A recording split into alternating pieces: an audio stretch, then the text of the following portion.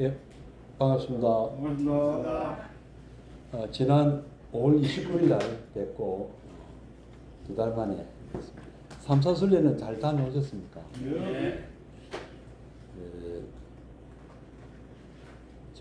들어오면서 보니까 우리 그 불교 대학에서 금강경 공부하고 계신 거를 보았습니다. 4월 달부터 하셨다는데 저는 왜 오늘 알게 됐는지. 근데 그 교재를 제가 잠깐 보니까 이런 시도도 할 수 있구나. 구마라접 스님 번역과 경산 스님 번역을 같이 또 이렇게 해놨더라고요. 지금 우리가 지금 공부하고 있는 것이 바로 그런 분들에 대해서 지금 공부하고 있는 겁니다. 그러니까 이게 불교의 어떤 그 역사 중에 참 뭐랄까 참 가장 큰 사건이 뭐냐, 한 몇 가지, 한 세 가지, 뭐 예를 들어서 연말 되면 우리 뭐 10대 사건 이런 거 선정하잖아요. 적어도 10대 사건 안에 들어갈 수 있는 게 무엇이냐 하면은 인도에서 중국으로 불교가 전해진 겁니다. 10대 사건, 아니 5대 사건일 수도 있겠네요. 엄청 큰 사건입니다. 왜 그런가 하면 중국이라는 나라나 인도라는 나라나 이 참 지금 양쪽 두 나라 다 인구가 대략 14억 정도 되는 걸로 알고 있습니다. 인도가 그 비공식적으로는 벌써 중국보다 많다고 보는데요. 공식적으로도 이제 인도가 중국 인구를 앞섰다고 합니다. 14억. 그러니까 지금은 세계에서 제일 가장 큰 인구가 많은 나라 하면 인도입니다. 공식적으로. 인디아, 파키스탄 빼고도. 그러니까 그 고대 때부터, 아득한 고대 때부터 인도라는 나라와 중국이라는 나라는 뭐 우리 서양에서 이집트 문명인 나일강 유역 이집트 문명이나 그 다음에 메소포타미아 문명, 그 다음 그 뒤를 이은 그리스 로마 문명 못지않게, 그죠? 이 어떤 뭐랄까 세계 문명사의 큰 흐름입니다. 인도와 중국은 뭐 우리로서는 좀 상상이 잘 안 되는 수준입니다. 그래서 그런지 중국 사람들이 중화 사상을 갖고 있다면 인도 사람도 역시 그런 사상 비슷한 갖고 있습니다. 자기들이 세계 중심이라고 봅니다. 그 우리가 그 아까 축원에 보면 남성부주라는 말을 제가 표현을 했죠. 잠부디아라는 인도 말로 하면 잠부디아인가 그러는데 그게 인도 대륙을 얘기하는 거예요. 근데 인도 대륙을 의미하면서 동시에 이 세상을 얘기한대요. 남성부주. 그렇게 번역을 하는데요. 수미산 밑에 있는데 그 자기들은 이제 옛날에 중국 사람들도 중국 땅이 세계 전체인 줄 알고 있었다는 거죠.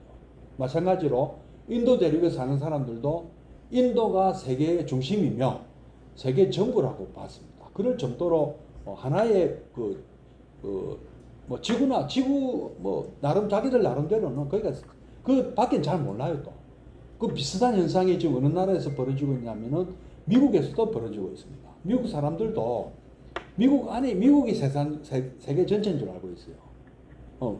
이거 외부 세계에 대해서 굉장히 무지합니다. 왜 그렇겠습니까? 뭐 저것들 안에서만 뭐 생각의 지평을 갖고 있어도 사는데 전혀 지장이 없기 때문에 그렇습니다. 근데 이게 세상은 우리나라는 좀 어떻게 보면 단점인데요. 어떻게 보면 장점이에요. 왜? 이런 나라에 대해서 우리가 모르면 살아남을 수가 없거든요. 미국, 뭐 중국, 뭐 인도, 뭐 러시아, 뭐 일본, 뭐 유럽 이런 나라에 대해서 우리는 무식하면 안 된다. 왜 그렇겠습니까? 여기만 해도 전 세계의 바다를 누비는 그런 배를 만드는 그런 옥포 조선하고 여러분들 다 연관이 있는 분들 아닙니까? 그죠? 우리는 그걸 다 알아야 된다는 거죠. 이런 나라들에 대해서. 그런 것을 본다면, 그러니까 제가 왜 이 말씀 드리냐면은, 인도라는 나라나 중국이라는 나라는 자존심 하나는 끝내주는 나라입니다. 우리가 갖고 있는 자존심은, 우리도 뭐, 나름대로 자존심이 있지만, 상대가 안 된다. 비교가 안 된다. 우리는, 살아남기 위해서 정체성을 우리는 이제 지키려고 애를 쓴 것이고, 이런 나라들은 그 자체가 하나의 우주다, 세계고 그런 그 세계관을 갖고 있기 때문에 조금 독특합니다. 많이 다릅니다. 그런데 중국이라는 나라에는 외국에서 들어온 문화가 성공한 사례가 없습니다. 잘 안 받아들여요. 우리는 어떻습니까? 우리는 받아들이죠. 받아들여서 우리 것으로 만들죠. 일본도 그렇습니다. 특히 일본 같은 나라는 외국의 어떤 문화나 문명을 받아들여서 자기 것으로 만드는데 아주 재주가 많다, 이런 얘기를 하는데요. 우리나라가 더 거기에 대한 선배죠. 우리가 중국 문화나 그 초원 문화 다 받아들여 가지고 또 우리만의 문화를 만들었지 않습니까? 근데 중국은 어떠한 것도 들어오면 다 중국화 해버리고 원래 저거 그래요. 그래 놓고 다 저거 그래요. 지금도 그러고 있지 않습니까? 중국 거 아닌 게 있습니까? 축구도 중국에서 시작했고 다 저거 그래요. 근데 인도도 만만찮아요. 그런 면에서 보면. 그건 나중에 얘기하고요. 그런데 불교만큼 이렇게 그 외국에서 들어온 문화가 깊이 뿌리 내린 사례가 잘 없습니다. 지금은 또 어떻습니까? 몇천 년을 중국은 이 불교를 받아들여 가지고 한 1000년 동안 잘 써먹었는데 지금은 거의 버리는 것이나 다름없지 않습니까? 그죠? 지금은 무엇을 받아들이고 또 외국에서 들어온 수입품 가지고 지금 난리를 치고 있어요. 중국 지금 뭐죠? 공산주의잖아요. 그러니까 이 우스갯소리를 그럽니다. 외국에서 수입한 것 치고 중국에 뿌리 내린 거는 불교하고 공산주의다. 불교는 지금 한물 갔고 공산주의는 이제 들어온 지 한 100년 정도 됐나요? 100년 더 됐나? 100년 좀 더 됐네, 그죠? 100년 전쯤 들어왔지 않습니까? 그런데 이런 얘기들이 있을 정도로 굉장히 배타적인 나라들입니다. 그럴 만큼 좀 자부심도 있고 실제 그래도 되고 아쉬울 게 없다. 저거는 아쉬울 게 없어요. 근데 또 공통점이 하나 있는 게 침략도 많이 받았어요. 중국은. 자기들 주장으로는 자기들이 많이 외국을 정복하고 그 속국을 삼았다 하지만 실제로 무력으로 속국을 삼은 그 주체는 이민족입니다. 그렇지 않습니까? 원나라나 청나라 같은 경우가 그렇지 한족은 그런 경우가 잘 없거든요.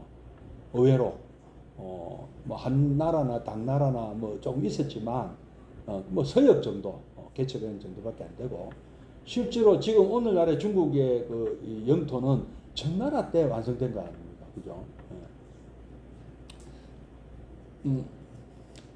그래서 하여튼 이런 중국의 많은 문화들은 이 외부에서 들어온 게 사실 많아요. 자기들이 인정 안 하지만 외부에서 들어온 게 굉장히 많습니다. 그 중에서 가장 영향을 많이 끼친 쪽이 어느 방향이겠습니까? 남쪽이겠습니까? 동쪽이겠습니까? 북쪽이겠습니까? 서쪽이겠습니까? 서쪽입니다. 인도도 서쪽이고요. 그거는 왜 그랬겠습니까? 교통 때문에 그랬습니다. 인도 대륙에서 보면 북쪽은 히말라야 산맥에 막혀 있고요. 남쪽은 인도양 바다고, 동쪽은 미얀마거든요. 미얀마 정도인데 미얀마는 거의 인도가 미얀마에 뭔가 사람이 살고 좀 문화라는 게 생긴 거는 얼마 안 됩니다.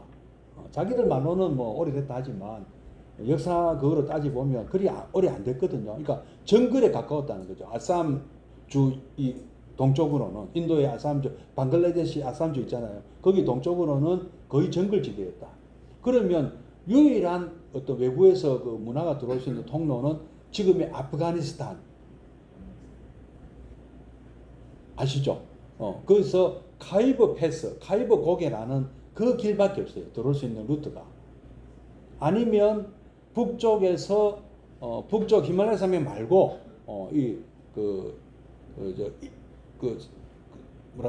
스탄자 붙은 나라들 있잖아요. 우즈베키스탄 이런 나라들, 그죠? 키르기스탄 이런 나라들의 루트가 뭐냐면은 북서쪽이거든요. 그쪽 정도. 파밀곤 또 이북 그쪽에 들어올 수 있습니다. 그리고 중국은 더 힘들었죠. 그보다. 그러니까 훨씬 늦게 이 외국 문명이 들어온 거예요. 중국에는. 그 중에 가장 대표적인 것이 바로 불교입니다. 그리고 이 불교는 불교 이전에 그런 길을 제가 여러 번 말씀드렸습니다. 목숨 걸고 그 험한 길을 다닌 사람들이 있었어요. 옛날에. 어떤 사람들이냐면은 장사꾼이죠.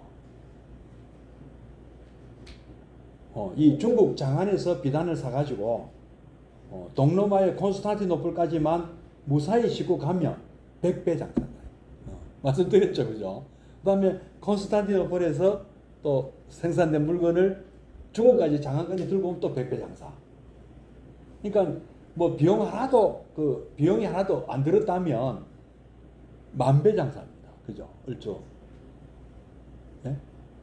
100만 원치 갖고 왔으면 얼마입니까? 100억 되는 거잖아요.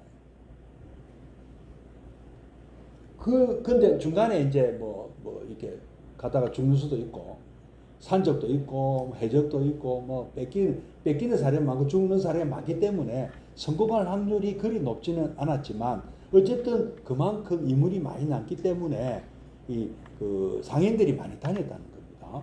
그래서 그 상인들을 따라서 그래서 개척된 길이 소위 말하는 실크로드고, 그 상인들을 따라서 이 불교가 전파가 된 것이죠. 그런 얘기를 좀 하는 겁니다. 그래서 지금 이제 불기 2568년이잖아요. 부처님 인멸한 걸로 기준이거든요. 그러면 2600년 전에 부처님 사셨다고 치고 중국에 제대로 들어온 거는 그로부터 한 500년 정도 걸렸습니다. 500년 정도 한나라 때. 그건 이제 지난 시간에 그 말씀드렸어요.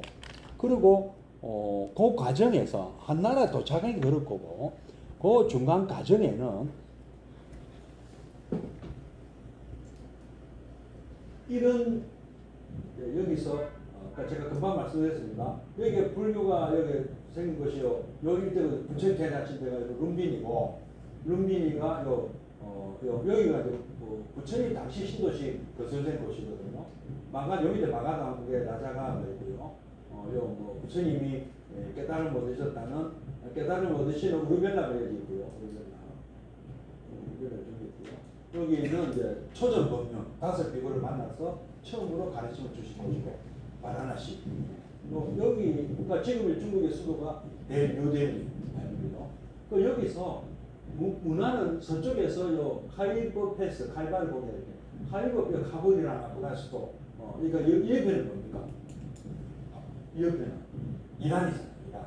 이란, 아프가니스탄, 파키스탄 이렇게 경계에서 이렇게 들어오는 거예요. 서양 문화들이. 이제 라자가 파타리푸타 요거는 이제 요 일대를 얘기하는 것이고요. 요 지점이요. 요거 얘기예요. 요 얘기고 여기서부터 서방의 문화는 일로 들어온 겁니다. 침략도 일로 들어. 침략도. 그 누굽니까? 알렉산더 대학도 이쪽으로 쳐들어. 전부 이쪽에서 쳐들어갔어요. 무굴 제국도 이거 쳐들어. 그러면 이제 이쪽에 이제 사마르칸트, 지금 우즈베키스탄, 키르기스탄입니까? 타지키스탄 이런 나라들이 있는 여기서 카스카르라는 걸 통해서 중국하고 이렇게 무역을 했고요. 인도에서 중국 가는 무역은 이렇게 해서 카라코란 고개, 파밀력 고개, 청룡 고개라고 많이 하는데 놀러 넘어가지고 이렇게 무역을 했습니다. 문이 다 무역놈이에요. 무역놈. 근데 모두 그 중국까지 불교가 이 한나라 시대에 중국의 수도였던 이 장안이나 낙양에 이르기까지 여기는 어떤 식으로 전했냐면 한산을 쭉 가서 이렇게 한 게 아니고 수많은 사람들이 여러 조금씩 이렇게 연결되는 것들이 500년 걸린다. 그러니까 이 나름대로 여기도 상당한 불교 문화가 형성된 것이죠. 여기인데도. 그래서 여러분들 지금 구마라집 번역 건강경 보니까 우리가 지금 배우고 있는 건강경은 구마라집 번역본을 보고 배우는 거거든요. 구마라집의 고향이 어디냐면 여기입니다. 구차. 여기가 고향이에요. 구마라집 고향이 고향입니다.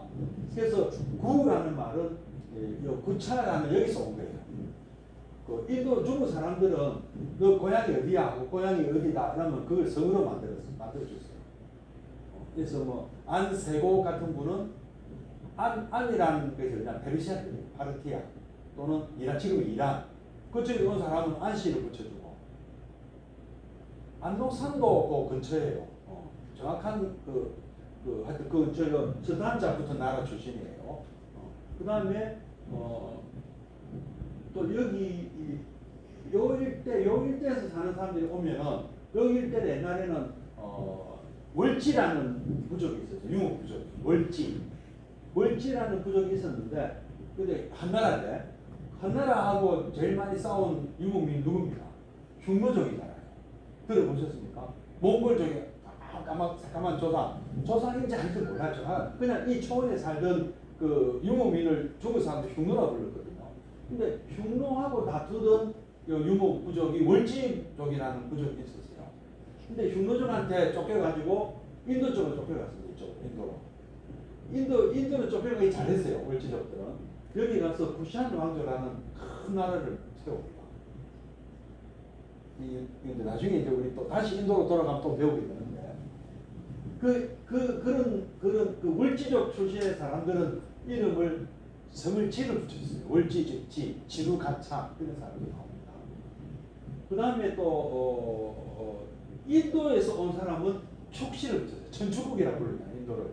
그죠? 그래서 천축의 축자를 따가지고 축법호, 축숙남 뭐 이런 식으로 이름 붙였습니다. 그러니까 안씨, 그 다음에 지씨, 그 다음에 축씨, 그 다음에 강씨가 또 나와요. 강씨는 또 이 스탄 쪽 이쪽에서 온 사람이에요. 속트족 이런 쪽에서 온 사람. 그래서 이제 앞으로 이런 이름의 사람들이 많이 들어갈 겁니다. 오늘 이제 그 말씀 드릴 겁니다. 제일 처음에 이제 소개 드릴 분이 축숙난이라는 분이에요. 그러면 이분은 어디서 오신 거죠? 인도에서 오신 거죠. 축숙난. 근데 본인이 인도에서 온 건 아니에요. 저렇게 장사하시러 온 사람들이 많았다지 않습니까? 그러면 우리나라도 보면 왜 우리나라 돈 벌러 온 외국인들 있잖아요. 다문화 가정이 있죠, 그죠? 그 다문화 가정이 2세입니다, 말하자면. 축숙난은. 예. 아버지는 달마시라라는 인도 사람이고, 이분은 낙양에서 태어났다고 합니다. 약 3세기 때 태어난 분이에요. 3세기 때 사람인데, 이런 전설을 있답니다. 축순난전이라는 그런 이분의 전기에 나오는데, 빨간 문 안으로 들어가니 꿈에 금은으로 만든 집이 있었고, 그 안에서 인도 출신인 인도에서 자기 아버지의 아버지니까 역시 인도 사람 아니겠습니까? 할아버지를 만났는데 오랫동안 이 불교를 닦으면서 선업을 많이 닦은 과보로 이 금은으로 된 멋진 집에 살고 계시더라. 그런데 그 할아버지의 친구들, 수렵을 즐긴 사냥이나 낚시 이런 걸 즐긴 사람들은 매나 개에게 물에 뜯겨가지고 피투성이가 된 상태로 살려달라 하고 막 구원 요청을 하는 모습을 꿈에서 봤대요. 근데 이 축성난이한테 소 얼굴을 가진 귀신이 나타나서 주먹을 확 때리더래요. 근데 이 축성난이 그 꿈에서 막 안 맞으려고 뭐라고 했는가 하면은 우리는 대대로 불교 집안이고 지금 우리 집에는 우리 외삼촌 이런 분들이 스님이 2분이나 있다. 이렇게 했다. 그래서 불이 났다. 이런 꿈을 꿨다는 얘기가 이제 나옵니다. 이제 이 말로 이 내용을 봐서 이제 뭘 알 수 있냐면은 이분은 조상 때부터 불교를 믿는 사람이고 아직 불교는 한나라에 제대로 정착된 건 아니었지만 이때 한나라다 이거 서진 때니까 한나라가 멸망한 다 삼국지 끝나고 그 다음 시대에 살았던 사람입니다. 그래서 이런 분이 이제 무슨 일을 했느냐 하면은 여러분 아시는 유마경, 수능엄경, 그다음에 방강, 반야경 이런 거를 번역을 했답니다. 그러니까 아주 초기에 경전을 번역한 분이다. 모국어로. 자기는 중국에서 태어났지만 할아버지, 아버지가 인도 사람이 인도 말도 할 줄 알았다는 거죠. 그래서 그분들이 갖고 온 경전을 보고 자기는 이제 중국 말도 아니까 그거를 중국 한자로 번역을 한 것이죠. 그러니까 초기에 번역했던 사람입니다. 이 사람이 살던 때는 언제냐 하면은 여러분이 잘 아시는 삼국지 위, 오, 촉 세 나라가 어떻게 됩니까? 마지막에 삼국지 마지막 장면이 뭐가 나오냐면은 촉나라가 멸망하자. 먼저 멸망하고 그죠? 그 다음에 오나라도 멸망하잖아요, 그죠? 근데 그 사이 과정에 위나라가 그 황제가 쫓겨나고 사마염이라는 사람이 진나라 황제가 되죠. 이 사람이 또 통일을 다 하죠. 삼국 통일을 하고 요때 생긴 나라 이름이 진나라인데 나중에 이제 이 진나라가 망하잖아요. 그러면서 동쪽으로 가가지고 동진이라는 나라가 생기기 때문에 우리는 그것을 구별하기 위해서 서진이라고 부르거든요. 이 진나라를. 이게 서진은 통일은 했지만 좀 뭐랄까 뭐 금방 또 혼란에 빠져요. 혼란에 빠져가지고 흉노족의 일파인 유연이라는 사람이 반란을 일으켜가지고 유연, 유총 이런 사람, 유총은 유연의 아들인데 이 서진을 멸망시킵니다. 그러니까 서진은 팔왕의 난인가 이런 거죠. 그러니까 그 팔왕이래 가지고 사마염의 아들들이 반란을 일으켜가지고 저것끼리 막 죽이고 이래가지고 스스로 자멸을 하다시피 망하는 거거든요. 근데 이 부기 때부터 이 흉노족들을 오랑캐들을 말하자면 전쟁에서 많이 활용을 했습니다. 조조 때부터. 그러면 왜 이런 사람들이 전쟁에 유리한가 하면은 지금도 그렇지만 탱크 부대는 똑같거든요. 기마 부대는 탱크 몰고 나오는 군인들 탱크 안에 한 뭐 탱크 100대에 몇 명 타고 있습니까? 탱크 한 대, 탱크를 뭐 안 타면 모르는 한 3명 탑니까? 3명 탄다고 치고 3명에 그러면 100대면은 300명 아닙니까? 근데 보병 부대가 이기려면 몇 명이 필요할까요? 우리 그 6탄 시병사 같은 분들은 하나의 전설이고 실제로 탱크를 잡는 게 굉장히 어렵지 않습니까? 그래서 거의 10배로 본답니다. 전력의 차이를. 그러니까 그러니까 탱크 몰고 있는 300명 이기려면 보병이 3000명 갖고도 이긴다는 보장이 없잖아요. 그만큼 그 전투력이 막강하거든요. 그래서 이런 사람들이 자기들이 사실은 써먹었지만 삼국 통일할 때 써먹었지만 문제로 등장하는 거죠. 이 오랑캐들이요.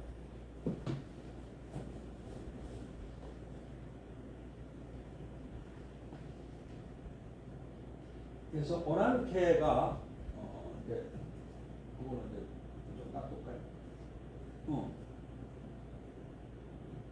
그러니까 옛날에 이제 흉노는 이제 쫓겨났고요. 지금의 그 만주 쪽에는 선비족이라는 선비족. 그다음에 여기는 저족, 갈족.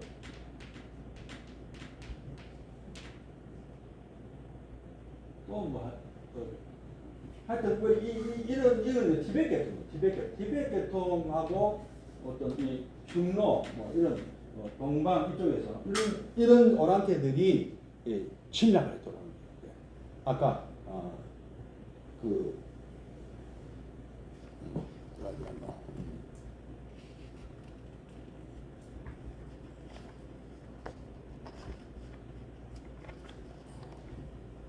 흉노족 있었네. 그러니까 흉노족은 몽골 쪽이고요. 선비족은 만주 쪽에 있었습니다. 이런 오랑캐들이 이제 쳐들어와가지고 북중국 일대를 막 완전히 대혼란에 빠뜨립니다. 그래서 서진이 망한 그 자리에 유연, 유총이라는 이런 사람들이 일제 처음에는 한이라고 불렀어요. 한나라 구에다고. 그러니까 유자를 왜 유자라고 붙였느냐? 그러니까 그 야사에는 자기들은 그리 주장하는 거예요. 자기들이 뭐라노 자기들은 이제 그러니까 유비의 원수를 갚는다. 처음에 이래서 유씨라고 붙인 거 사실은 뿌리는 전혀 상관없는데 흉노적인데 그렇게 붙여서 이 서진을 멸망시켰는데 그 나중에는 이름을 바꿔요. 이제 조나라라고 이름을 바꿉니다. 유씨 정권들이. 그런데 거기 이제 그 성륵이라는 갈 쪽에 장군이 또 반란을 일으켜요. 그럼 이 사람들도 나중에 이제 그 후조라고 자기들도 조나라다. 그거 전조 후조 이렇게 바뀌는데 이 성륵이라는 사람도 또 굉장히 무서운 사람이고 나중에 이제 석호라는 또 조카 아들 하여튼 그 밑에 이제 그 다음 왕이 되는 석호라는 사람이 등장하는데 이 석호라는 사람이 이제 나중에 불도징이라는 사람을 또 만나게 되고요. 뭐 이런 하여튼 과정인데요. 그다음에 한 분 더 그 중간에 축법호라는 분도 한번 소개하겠습니다. 축법호는 바로 이 서진의 무제 때, 바로 사마연 때 이 인도에서 활동한 그 중국에서 활동한 분인데 이분도 이름이 축법호인데 그러면 그 이분의 그러면 고향은 어디겠습니까? 역시 인도죠. 인도라고 보이죠. 우선 보기에는. 근데 이분은 인도 사람이 아니고 월지족 사람이에요. 그러면 지버퍼라고 해야 돼요. 그래서 지버퍼라고도 불립니다. 근데 이분은 자기 스승이 축고자라는 중국 사람이에요. 그래서 축씨를 딴 건데 사실은 지버퍼라고 중국 사람들이 하는 방식대로 하면 지버퍼라 해야 된다는 것이죠. 그래서 이분도 엄청나게 번역을 많이 했어요. 그러니까 아까 뭐 축승란은 또 아무것도 아니에요. 뭐 정법화경, 광참, 방화경 뭐 이런 경전을 굉장히 많이 번역을 했고 뭐 장안, 낙양, 주천, 도낭 뭐 굉장히 전란을 피해 가지고 많이 다녔답니다. 여기저기. 또 이분의 일화는 이런 또 일이 있었다고 합니다. 누가 20만 냥을 빌리러 왔대요. 큰 부자가. 근데 이 축법호의 그 상자가 사미 스님이 큰 스님 옆에서 한마디 거들대려. 큰 스님은 이미 빌려주시기로 마음을 먹었습니다. 안심하고 가십시오. 이랬대. 근데 알고 보니까 그 부자가 이 축법호를 시험하러 한 거다. 그래가지고 일가 친척 뭐 100몇십 명을 데리고 와가지고 축법호 제자가 되었다. 수기를 받고 그렇게 얘기를 한답니다. 그다음에 이런 분들은 또 이 축법호 같은 경우는 섭승원이라는 중국 사람의 어떤 도움을 받았답니다. 도움 받아가지고 경전을 번역하는데 도움을 많이 받았다고 전해지고 있습니다. 자 이제 여기 이제 또 이제 진짜 재밌는 이제 분이 이제 등장합니다.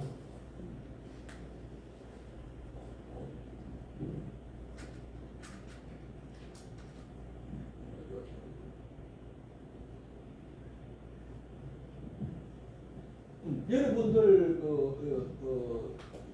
부처님 당시에 문제 얘기해야겠네요.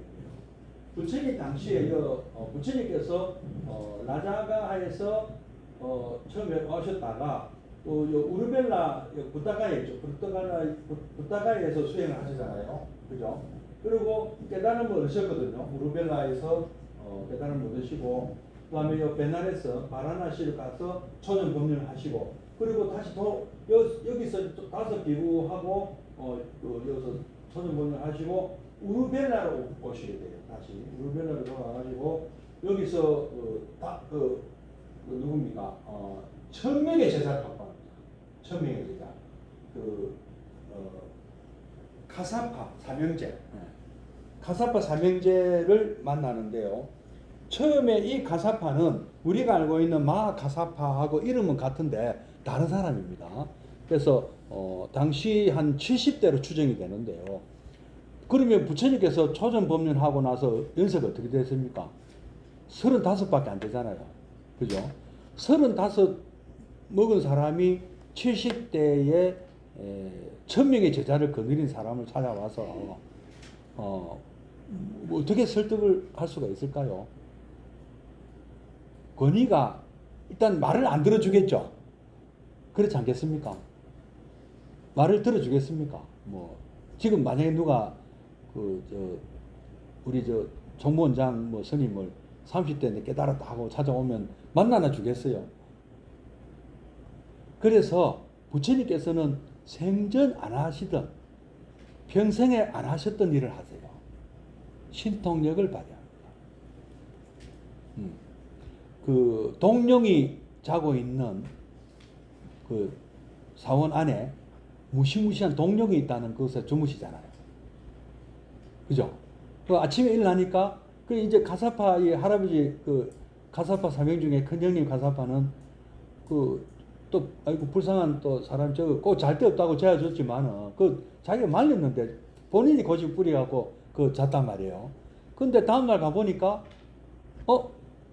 죽었을 거라고 생각하는 스님은 살아있고 그 무시무시한 그 동령이 죽어 있더라. 이게 무슨 진해인지 무슨 저 아나콘다인지 모르죠. 그죠? 뭔지 모르지만 하여튼 그래 깜짝 놀래. 깜짝 놀래고 이 사람이 범상치가 않다. 그리고 또 몇 차례 또 신통력을 발휘하세요.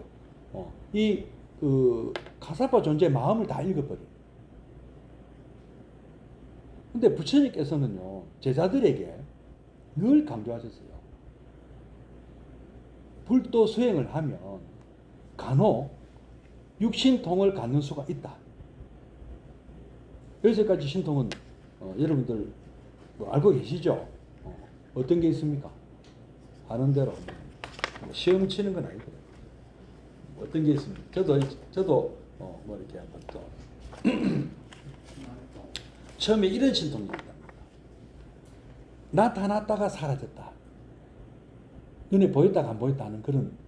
그 다음에 무리를 걷고 하늘을 날고 수명도 마음대로 늘릴 수가 있고 그 다음에 막 금방 여기 있는데 금방 저기 가고 막 이건 뭐라 그러죠?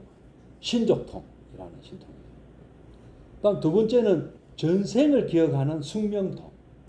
그다음에 보통 사람은 못 보는 걸 보는 천안통. 그다음에 보통 사람은 못 듣는 글을 듣는 천이통. 그다음에 우리 그 드라마 왕건이라는 드라마의 관시법으로 잘못 알려진 타심통. 남의 마음을 읽는 것. 여러분도 타심통 있죠? 없습니까? 요 타심통 갖고 있는 사람들 많더라고요. 이거는 언제 우리가 알 수 있냐면은 그 포카 이런 거 할 때 알 수가 있죠.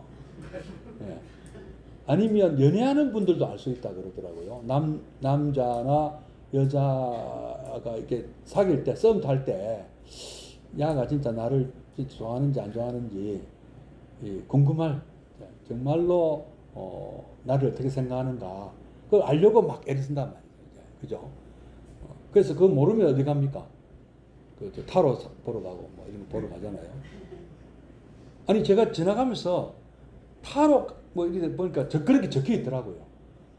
이 남자친구의 본심을 알고 싶으면 타로를 보세요. 이게 적혀 있더라고 그 광고 문구에. 그래서 이런 문화가 있구나. 알고 싶다네. 근데 여러분 이 타심통은요 강아지한테도 있어요. 주인이 나를 좋아하는지 안 하는지 알아요. 이 사람이 나를 좋아하는지 안 하는지 알더라고. 딱 그 대응을 해서 맞춰서. 우리는요, 누가 날 좋아한다, 안 좋아한다, 어느 정도 알 수 있습니다. 그죠? 직장 생활에서 근무하고 이래 보면, 눈치 다 챌 수 있잖아요. 속일 수 있습니까? 그거를. 이제 그 궁예도 그런 걸 알았던 것 같아요. 이 사람이 나를 싫어한다. 그래서, 그거를 다신통이란다.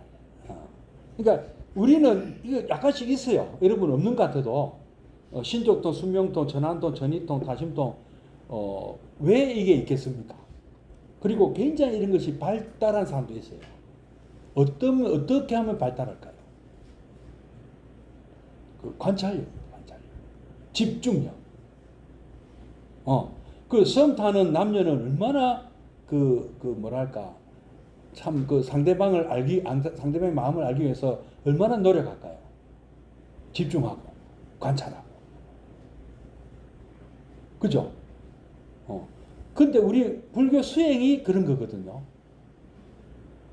관찰하고 집중하거든요.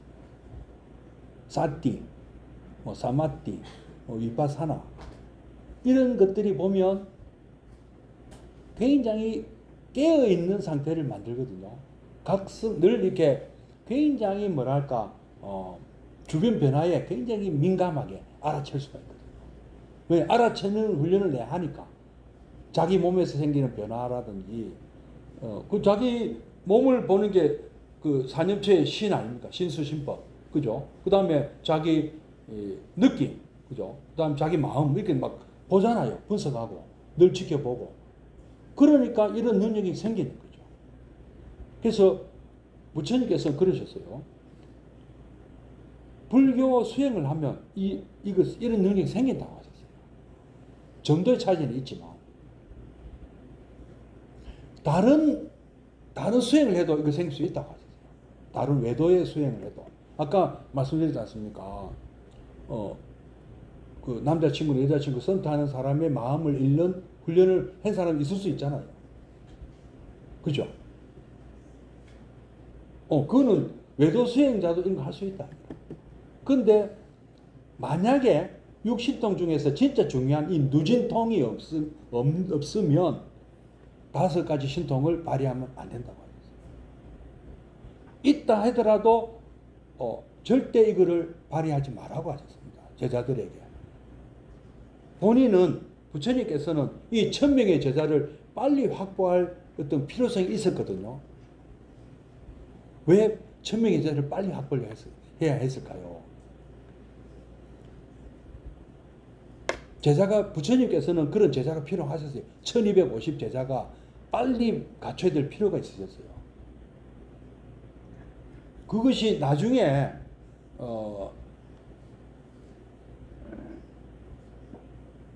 한 명 한 명 설득해갖고 언제 그거 다 제자 만들겠어요? 5 비구식으로 그러면 그러니까 이 1000명의 제자들은 이미 굉장히 이런 수행 활동하는 사람들이란 말입니다. 그러니까 수행을 하려고 출가를 한 사람들이래요. 이미. 그러니까 그 대장만 내가 설득이 되면 다 제자가 되는 거니까. 그래서 한번 아주 특별한 케이스로 이 신통력을 발휘하셨던 것 같아요. 아주 예외입니다. 예외. 근데 이런 사람이 이제 중국에도 등장한 거예요. 이 난세에 이 그 정법을 위해서 부처님께서도 이 왕이나 대부호에게 좀 잘하셨죠. 못 사는 아주 불쌍하고 가난하고 어려운 사람들에게도 참 자상하게 대해주셨지만 마가다 왕국의 빈비사라 왕이나 코살라 왕국의 파세나디 왕에게 굉장히 정성을 많이 쏟았습니다. 그죠? 수달타 장자에게도 정성을 쏟았고 그 이유가 무엇일까요? 효과적이거든요. 전법하는데 효과적이에요. 방해하는 것보다는 훨씬 낫잖아요. 실제로 인도나 중국에서 보면 그 불교를 박해한 황제들이 많았습니다. 그 사람들을 이렇게 설득을 못한 스님들의 책임도 있죠. 그 정도 도력은 돼야 되는 거예요. 그래서 그런 사람들이 아이고 부처님, 아이고 큰 스님 할 정도로 이런 그거를 못한 잘못도 있지만 그런 예를 보면 부처님께서는 굉장히 본인이 그쪽 출신 아닙니까? 왕조 출신 아닙니까? 그러니까 그런 분들의 심리를 잘 아셨던 거죠. 어떻게 해야 그분들에게 도움이 되는 말씀을 해줄 수 있는가? 어떻게 하면 그분들을 설득을 하고 불자로 만들 수 있는가? 이걸 알고 계신 거예요. 노하우를. 그래서 이제 그것을 아마 이 사람도 알고 있었던 것 같아요. 불도징이라는 스님이 등장하는 거죠. 그런 사람이. 그래서 불도징은 이 사람은 그 경전 번역가는 아니에요. 아까 축숙란이나 축법호 이어서 등장한 분인데 이분은 구마라즙도 그 이전에 그 중간쯤에 나타난 분인데요. 이분은 북중국이 전란 속에서 난리를 칠 때 등장했는데 이분의 고향은 어디냐? 구마라즙하고 고향이 같습니다. 구차국. 이 불도징이 태어난 곳은 여기 구차국이에요. 구차. 여기.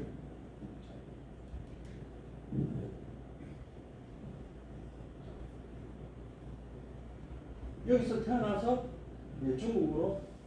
근데 여기는 이제 흉노족의 무대였거든요. 흉노족이 지배하고 있다가 여기 월지국을 쫓아내고 이 서역을 다 장악했어요. 흉노족들. 네. 그런데 그거를 한나라가 이 서역을 또 뭐 쳐들어가고 뭐 난리를 치고 했어요. 그러다가 이때쯤 되면은 좀 이제 중국이 여기를 좀 지배하고 있을 때 사실은요. 근데 이 혼란한 가운데도 지금 이제 진나라는 그 정도 힘이 안 되고 진나라 말쯤에 이제 여기 이제 막 여기 장사가 막 이런 나라들이 있다는 거를 서로 알게 된 거죠. 이쪽에도 여기 알고 여기도 이쪽 알고 이쪽에도 뭐 인도하고 교류를 많이 했지만 중국하고 교류가 없었는데 한나라 때 흉노족을 쫓아내면서 그 중국에서는 이쪽 서역을 존재를 알게 됐죠. 그래갖고 존재를 아는 것은 중국에게 존재를 알게 만든 것은 불행이죠. 중국은 쳐들어가니까. 군사가 많을 땐 쳐들어가보자. 쳐들어가서 점령해버리고. 나중에 구마라즙도 전진의 부견이라는 황제가 부하장수를 보내가지고 구차국에 가서 구마라즙을 잡아온나 모셔온나 하고 했는지 잡아오라 했는지는 정확하게 모르지만 결국 결과적으로는 모셔온 게 아니고 잡아온 거예요. 근데 이제 그거는 나중에 얘기고요. 이 불도징은 아마 스스로 온 것 같아요. 전도하러 중국에. 이 중국 가서 중국이라는 나라가 갖고 부처님처럼 신통력을 발휘해가지고 전도를 하겠다 이 생각입니다. 그러니까 아까 경전을 번역해서 전도하는 게 아니고요. 이분은 그 황제를 자기 사람으로 만드는 거예요. 그래서 이 사람이 택한 황제가 누구냐 하면은 아까 후조의 석륵 다음의 황제 석호라는 사람을 완전히 자기 사람으로 만듭니다. 이때 나이가 무려 79세입니다. 그리고 언제 죽느냐? 117세에 죽어요. 37년을 활동합니다. 이 보통 사람은 아닌 것 같죠, 그죠? 뭔가 있는 분 같아요. 신장이 8척. 어느 정도 한 2m까지는 안 돼도 한 180은 분명히 넘겠죠, 그죠? 9척 장신. 그리고 개인장이 예의 바르고 뭐 침착하고 귀족풍이고 뭐 그런데 성륵이라는 그러니까 석호의 그 아버지인가 뭐 큰아버지 아주 그 성륵의 최초의 구조 황제 성륵이라는 사람의 장군에 곽흥약이라는 장군이 있었는데 이 양반이 꾀를 내는데 다 맞는 거예요. 성륵이 보니까. 근데 어떨 때는 멍청한데 그 깨를 내는데 기가 막히게 깨를 내거든요. 그것도 그대로 맞아 또. 그래서 니 바른대로 얘기해라. 니 누구한테 들은 거고 뭐 스승이 누구 천공이가 뭐 예를 들면 파니까 불도징이 나온 거예요. 불도징에 말하자면 제가 제자라 그 곽흥약 장군이 그래서 그러니까 이 사람 옆에 들어가려고 공작을 한 거죠 이때부터 그죠? 그래서 스카우트가 됐어요. 뭘로 스카우트 됐습니까? 제갈량처럼 군사 고문이 된 거예요. 제갈량은 상고 처리를 해서 군사 고문 된 거 아닙니까? 그죠? 그죠? 이제 중국은 이제 말하자면 어떤 전략 전술로 싸우는가 굉장히 중요해진 거예요. 전쟁 시국 전국 시대니까 일본의 전국 시대처럼 우리나라의 후삼국 시대처럼 서로 막 전쟁이 막 나서 5, 16국 시대니까 16개 나라가 막 생겼다 없을 때 생겼다 없을 때 이런 정신없는 시대니까 이때는 뭐가 제일 중요하냐면은 말이 많은 것도 중요하지만 장기판에 차포마상 많다고 이기는 거 아니잖아요. 그걸 잘 써야 이기잖아요. 그죠? 차포마상 뛰도 저는 아버님하고 장기 뛸 때 차포마상 뛰는데도 내가 판판이 졌거든요. 아버님 뛰주고 해도. 왜? 이걸 기동을 기동을 못 하니까. 도저히 못 이긴. 그러니까 군사 많고 뭐 병력 많다고 이기는 거 아니다. 제갈량이 보여줬잖아요. 그죠? 그러니까 이 불도징이라는 이 양반이 시킨 대로 하면은 전쟁에 이기는 거예요. 그래갖고 성륙부터 하고 석고까지 막 완전히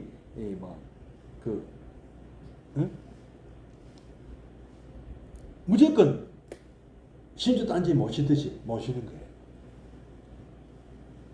그래가지고 이길 때마다 상을 드려야 되는데 뭘 드릴까요 하니까 이 양반이 뭐라고 하느냐 하니까 절을 지달라.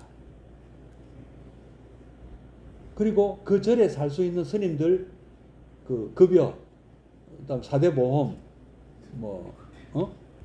노후 복지연금 다 보장해 달라.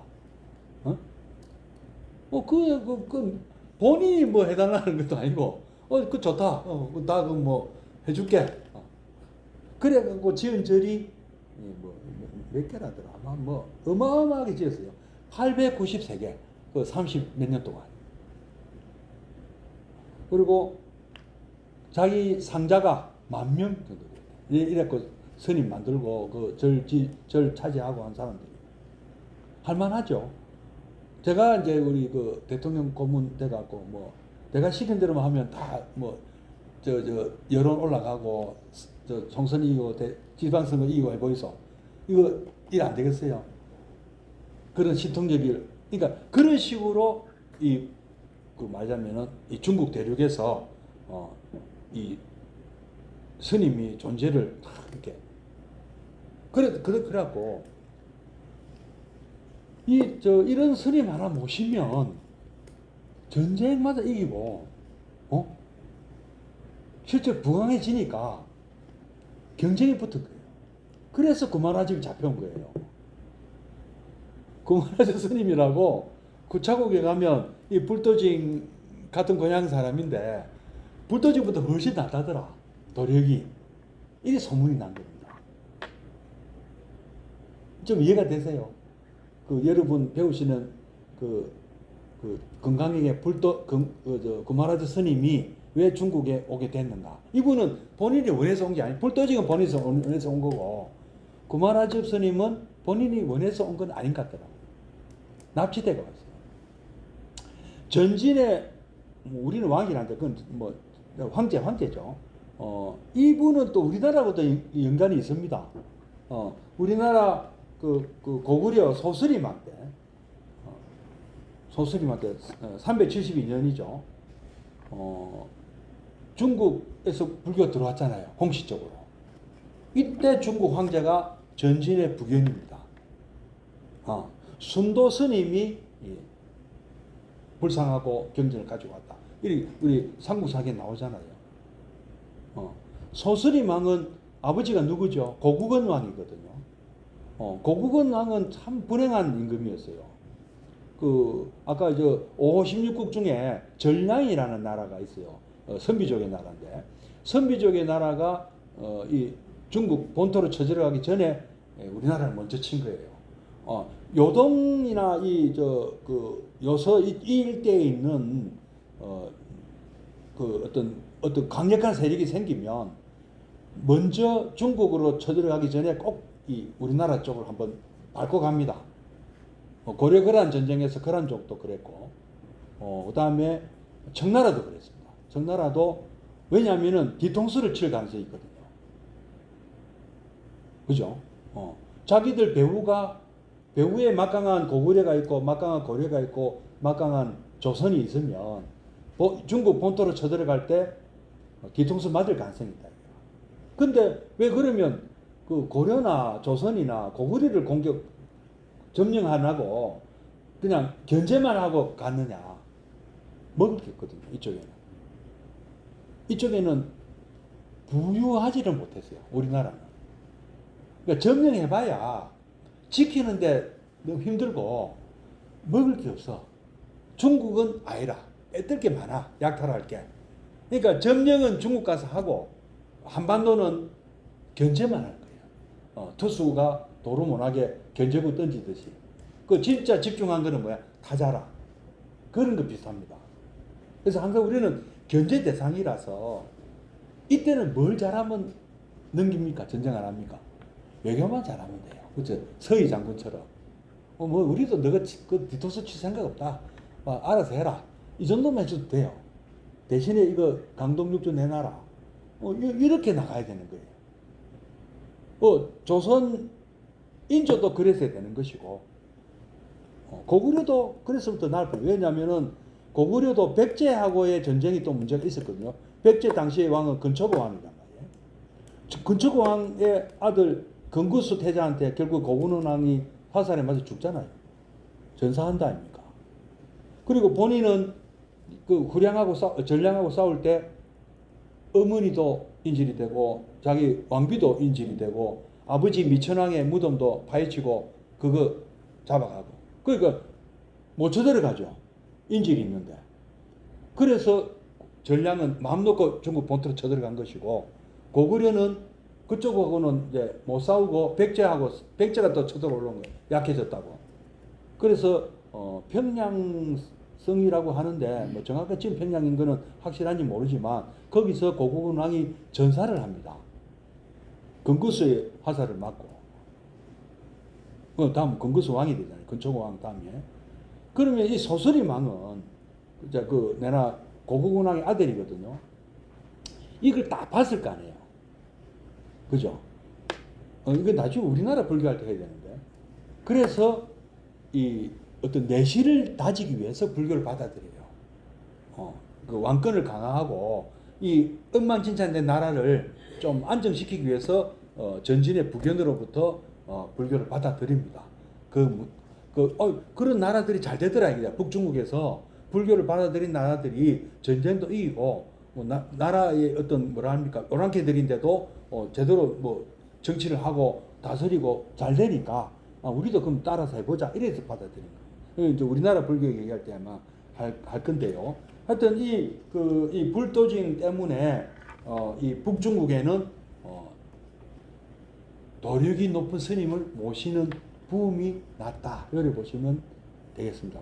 오늘 요 정도만 하고 다음에는 그 불도징의 제자 석도안 스님에 대해서 또 말씀드리겠습니다. 아직 이게 좀 재밌는 얘기는 많이 있는데요. 앞으로 또 두고 오늘도 좀 재미없었습니다. 재미없는 편에 속했습니다. 또 다음에 또 이 구마라자 스님이 제일 재밌는 것 같아요. 제가 볼 때는 석도한 다음에 이제 구마라자 스님을 가고 그 다음에 이제 현장 스님까지 이렇게 쭉 이어질 것이거든요. 예, 또 다음 시간에 또 계속 이어서 말씀드리겠습니다. 예, 고맙습니다. 성불하십시오.